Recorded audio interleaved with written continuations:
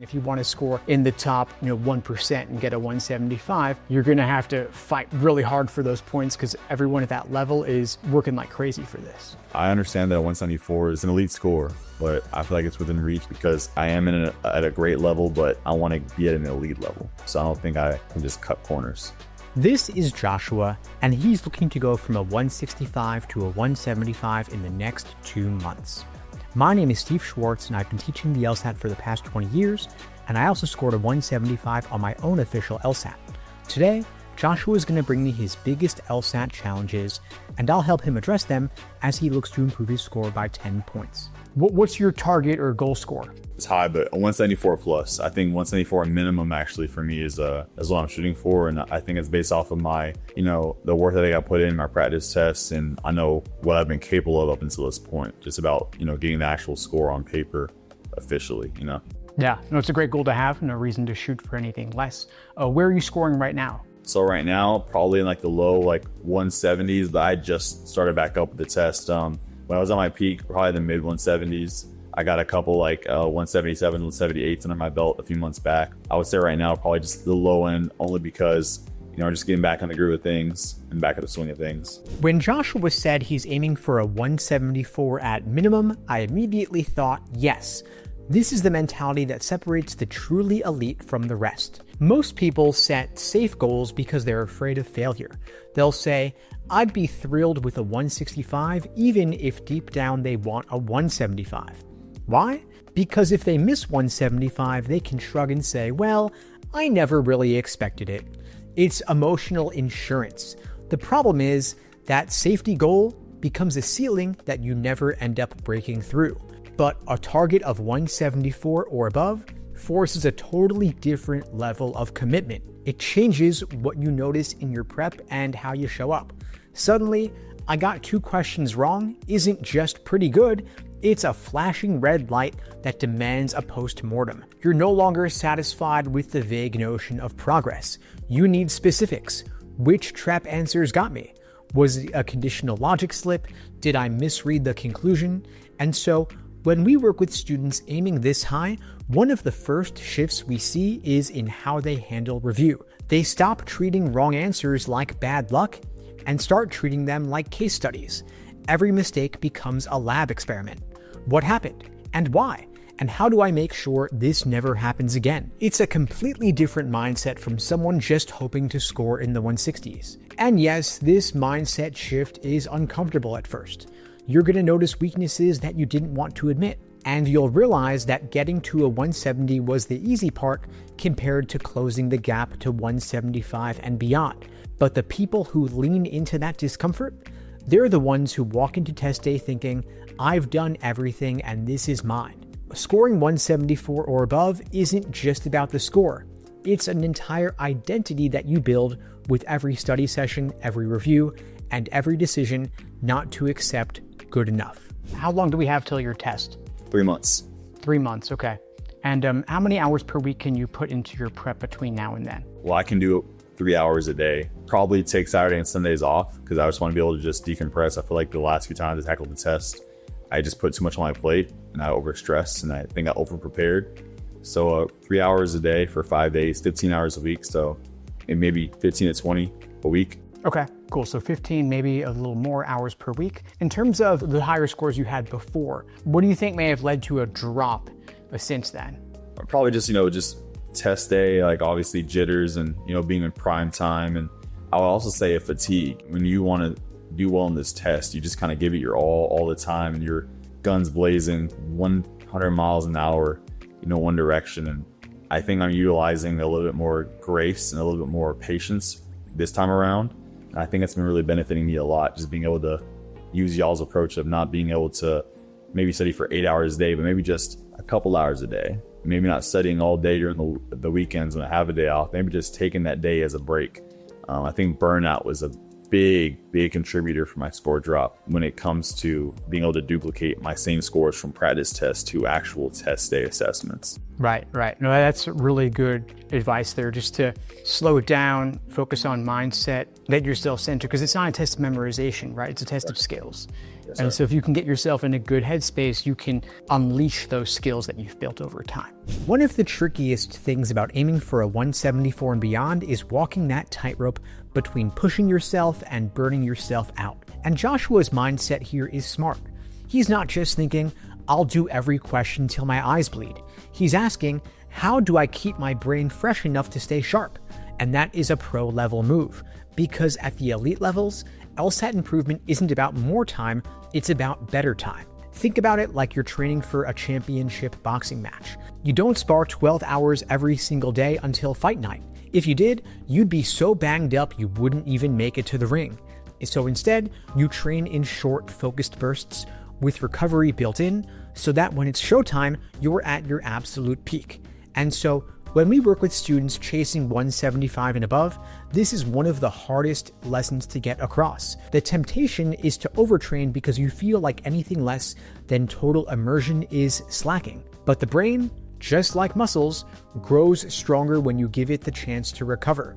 That means alternating heavy lifting days, which in the LSAT case would be full-time sections or practice tests, with lighter work days like targeted drills and reviewing mistakes, or even just reading high-density material to keep your comprehension muscles engaged. And here's a big thing. Your recovery activities matter. Scrolling TikTok for an hour between study sessions isn't real recovery. That's like eating a bag of Skittles between gym sets. Real recovery is sleep, exercise, decent food, and yes, even doing something creative or social that takes your mind off the LSAT for a bit. That's how you come back the next day ready to hit hard again. The magic is in finding your personal rhythm. For some students, that's 5 days of intense work and 2 lighter days. For others, it's alternating hard days with easy days.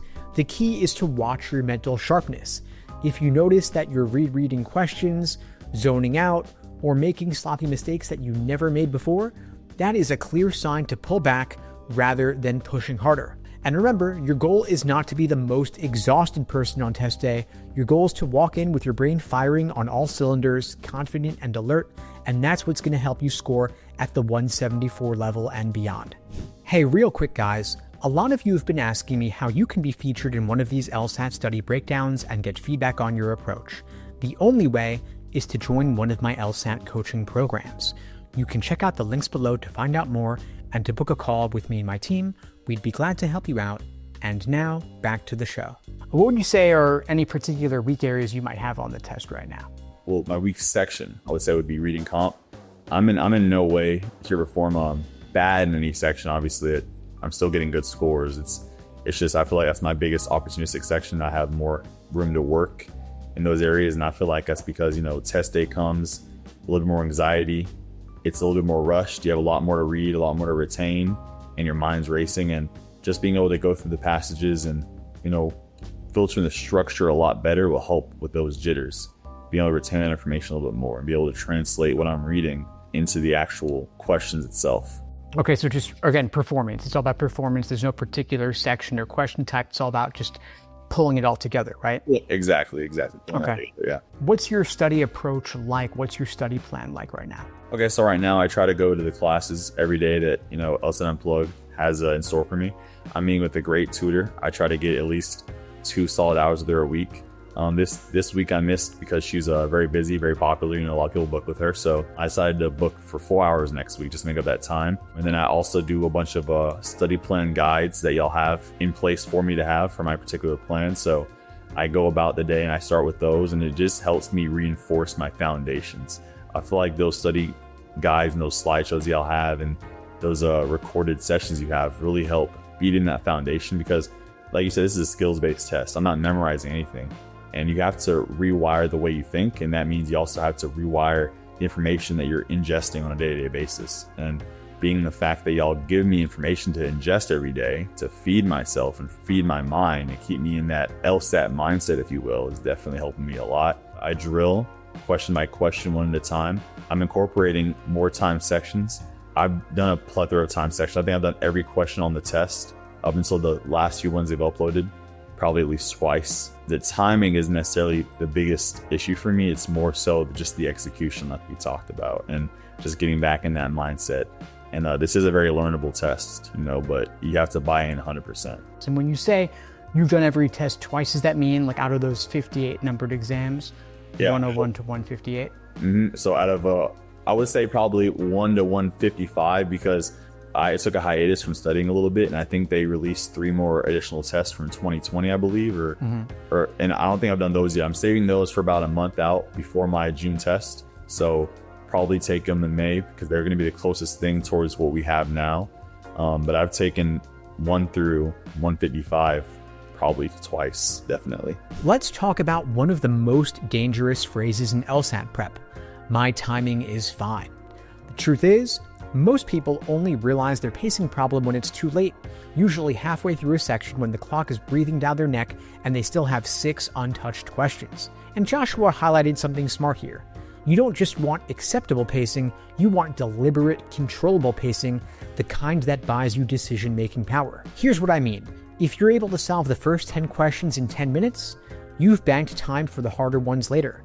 And if you're chewing through every question at the same speed, you're treating question 1 and question 25 the same, which they are not. That's like running the first mile of a marathon at the same pace as you do the last mile up a hill in the rain.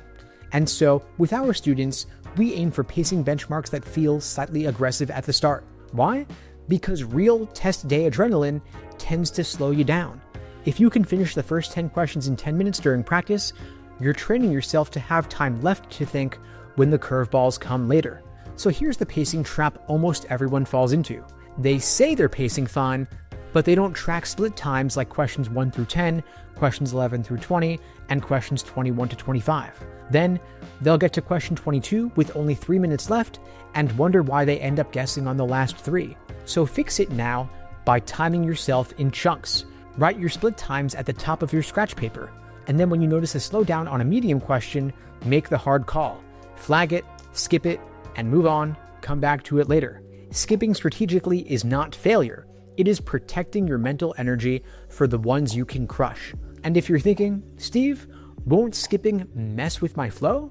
No, it won't. What messes with your flow is burning 4 minutes on a single parallel question and then rushing through the rest. The bottom line is that good enough timing might get you a 160, but if you can master your timing, that's what's going to get you into the 170s. And going forward over these next 3 months, how many practice tests will you be taking under timed conditions and under what level of frequency? Like 1 a week? 1 a week is what I want to shoot for. I think before I got into a place where I was just cranking out test after test after test just to see scores. And that's not how you get better. You might get a warm and fuzzy.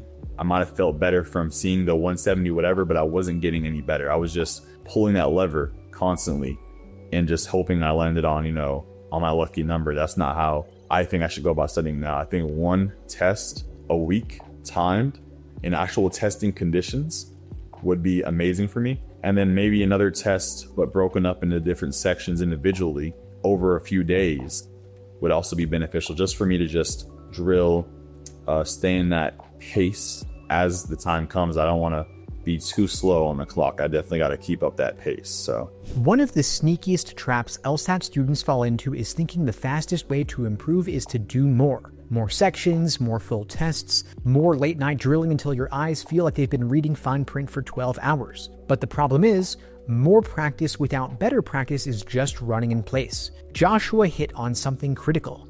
Sometimes the biggest leaps happen not when you add hours, but when you change how you spend them. And so when we work with students, I see this all the time.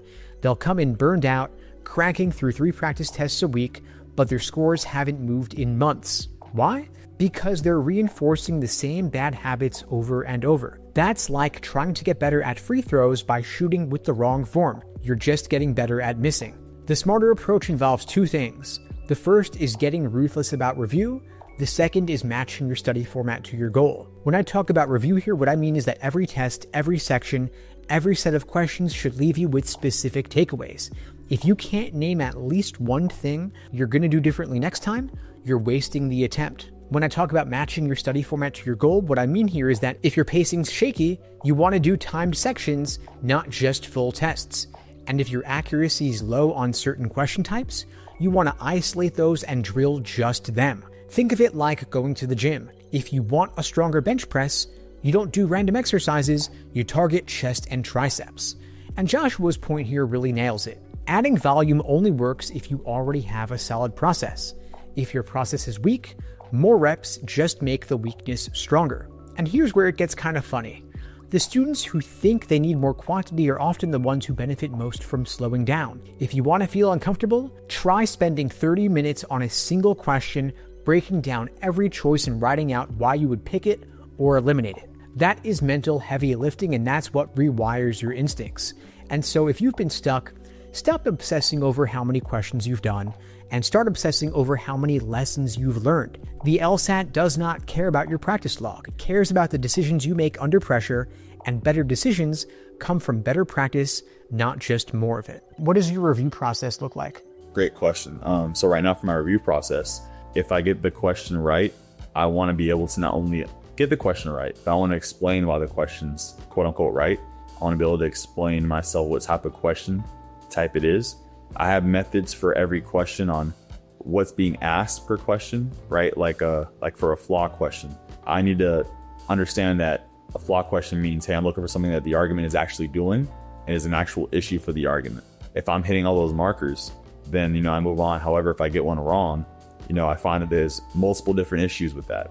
One, I picked the wrong answer. So I need to understand why I chose the answer I chose. There's obviously a disconnect in understanding there or logic, and why I chose for the right answer to be wrong. So I'm making multiple different flaws or mistakes when I pick a wrong answer choice. And that can be kind of difficult because usually I'm not doing that blindly reviewing. I see the answer almost immediately, and I have to be very humble and unbiased and really ground myself and say, hey, you can say, oh yeah, I see that that's the answer. But in reality, you really need to hone in on that and humble yourself and say, hey, you didn't see this. In hindsight, 2020, great. You see it now because you know what the answer is. You know exactly where to find it. But in reality, before you knew that, you didn't know what you were talking about. And that's an issue. Being able to just dive into that has really been helping me. Now, luckily, I'm in a spots where I don't necessarily miss a whole lot of questions, which is great. And usually questions that I do miss are just about the confidence issue, right? It's like, wow, I thought that was probably the right answer, but for some reason it didn't sound exactly the way I wanted it to. And I chose something else that just sounded cool, but was absolutely wrong. And that just comes from, like I said earlier, just humbling myself. I feel like some people need to approach this test a little bit more cocky, right? And a little bit more confident to mask the fact that it is a difficult test and people are nervous about it. I feel like I'm in a position now where I'm kind of opposite. I feel like I'm a little too cocky and arrogant when it comes to tests at times. I need to give the LSAT a little bit more credit. You know what I mean? So I'm in a weird spot, right? Because I am at a great level, but I want to be at an elite level. So I need to just pump the brakes a little bit here and there. Yeah, no, I think your analysis there is spot on. Some people are overconfident, some people are underconfident. And as you get up to those higher levels, you recognize more and more, how little you can assume based on a set of facts, and you recognize and you give the LSAT their respect in terms of all the tricks and traps it's laying, and over time you're going to spot more and more of them. So what you're saying about review makes sense. Are you keeping any kind of error log or mistake journal around the questions you're getting wrong? I am. So if I get a question wrong, I write it down. I write down the test section and number, and then I write down if it's like LR or what type. I want to get into the habit of, and this might be redundant, but it is what it is. If I get, like, let's say a necessary assumption question wrong, I'll go back and I'll review necessary assumption explanation that y'all gave to me to review. And even though it might be rudimentary, it's like, hey, at the end of the day, I got a necessary assumption question wrong. Maybe if we need to beat that language and those skills back into me, then that's just what we have to do. And it's just about being disciplined, being honest with myself. Like I have a goal. I have a pretty high goal and a pretty high standard for myself. So I don't think I am in a place where I can just cut corners and waste time. Here's a truth that most high scorers eventually learn. Your biggest LSAT breakthroughs rarely come from doing more questions. They come from dissecting the ones you got wrong. And Joshua gets this. He's not just saying, oops, I missed it, moving on. He's slowing down to figure out exactly why. And that's the difference between plateauing at a 168 and pushing into the 170s. When we work with students, I tell them the goal of review is not just to know the right answer, it's to reverse engineer your brain's thinking process. You want to ask, where did I get off track? Was it understanding the stimulus, identifying the flaw, or eliminating wrong answers? You want to also ask, What bait did I bite on? What trap did I fall for? How would I catch this next time in 15 seconds or less? And this question is gold because real progress comes when you can spot the pattern instantly. And here's another tip that Joshua's approach reminds me of. You don't just review the questions you got wrong. You also want to review the ones you got right but felt unsure about, because those are ticking time bombs. If you barely scraped by on them in practice, odds are they're going to sink you on the real test under pressure. And yes, this kind of review does take time. It's not glamorous, it's not fun, but it's the single best way to bulletproof your skills. Bottom line, drills and time sections build speed, but review builds accuracy. And accuracy is what lets you take risks later, like banking time on easy questions, because you know you're going to nail the tough ones later. That is the secret sauce for going from great to elite. Hey, real quick guys, if you're just getting started with your LSAT prep or you're looking for a quick refresher, you can grab your free easy LSAT cheat sheet linked below this video. It's jam-packed full of concrete actionable tactics you can take and apply to your LSAT prep for a quick score boost, and it's 100% free, so you can grab your copy below. And now, back to the show. One thing I would keep in mind is that sometimes when you get a question wrong, it's not about the question stem type, right? So it could be the method of reasoning in the stimulus, it could be a trick or a trap in the choices. And so if you're getting just one necessary assumption question wrong, that might not be sufficient reason to go back into a deep dive on those question type fundamentals. But if you saw that you were getting a disproportionate number of them wrong, Okay. then that could be a place to look at it. I'm just saying this because I want to make sure that you're studying as efficient as possible. Right. Okay, that makes a lot of sense. And sometimes you can be your biggest critic, right? Like when you're just in this process. So I think I needed to hear that. So I appreciate that. Yeah, I mean, overall, your approach is sounding really solid. I'm not seeing any glaring issues or red flags in terms of what your approach is like or how you're spending your time. I think the big thing for you is just making the most of your review process. And so if you have those 3 hours a day to spend studying for this test 5 days a week because you don't want to burn out, you want to have your weekends free, then I would say you're taking that test, you're reviewing it in depth, you're taking those individual sections over the course of the week, you're reviewing those as well. I suspect you're not lacking in the fundamentals just based on where you're scoring, and it may just be that you need more time focused on review. Exactly. I think you're absolutely right. The last scores I had, I have pretty good scores on record because I studied so many hours a day, so hard for so long. I think I made leaps in the tests too fast, and I was making progress and I understood a lot, but I feel like in a way it was also false confidence because you can get it and it's like, oh wow, I get everything, bam, bam, bam, I'm hitting all cylinders, but that doesn't mean that you're going to be efficient or you're going to be optimal in that language or what you're doing. So the other thing is that the gains get harder as you go up, right? It's a lot easier to go from a 155 to a 165 than from a 165 to a 175. Right. And beyond, right? So it gets harder to fight for each additional point. A lot of times students will see big gains quickly just because they're learning the language of the test and getting the fundamentals, and then it slows down over time, and that's just to be expected, right? I mean, if you want to score in the top 1% and get a 175, you're going to have to fight really hard for those points because everyone at that level is working like crazy for this. But yeah, Joshua, I mean, honestly, I think overall you're doing the right things. The big thing I would say is just make sure that you're using your time efficiently. Recognize that when you look at your review process, there's the stimulus, the question stem, the answer choices, as you said. There's a couple of mistakes. One is that you chose the wrong answer. The other is that you didn't choose the right answer. And so you want to look at what was tempting about the wrong answer that made you pick it, what ultimately makes it wrong, what was discouraging about the right answer that pushed you away from it, and what ultimately makes it correct in the end. So make sure that you're dividing your review analysis into those categories in addition to looking at the tricks and traps in the design of the stimulus or the argument itself. Too many students treat the LSAT like they can cram for it the way they did for a college midterm. They'll think, if I just put in a brutal month of studying, I can get this over with. But that mindset is a trap. The LSAT is not about how much you can jam into your brain in 30 days.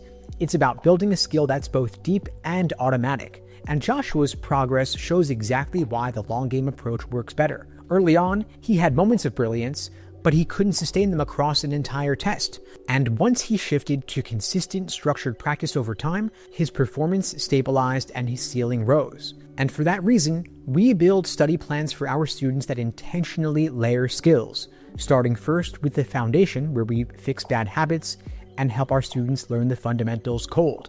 Then we move into refinement, where we stress test each skill in tougher timed conditions. Then, finally, we shift to performance, pulling it all together under real LSAT constraints until it's second nature. Now here's why this matters. If you go too hard too fast, you're gonna hit burnout before your score peaks. You'll start dreading your study sessions, second guessing every answer, and your accuracy is gonna tank. But if you spread out the work and make steady progress, you're gonna build compounding gains, the kind that stack week after week without you losing momentum. And that long game mindset also changes how you think about mistakes. In a sprint, every wrong answer feels like a crisis. But in a marathon, mistakes are data. They show you exactly what to fix, so you're stronger the next time you see a similar question. So here's a quick mental reframe. The sprinter asks, how can I get the fastest score bump right now? But the marathoner asks, how can I make sure my score is still improving a month from now? Now your LSAT timeline should feel sustainable, not like you're constantly teetering on the edge of collapse. That's how you walk into test day confident, calm, and ready to perform, not just survive. Because the truth is, the LSAT rewards the long-term thinkers.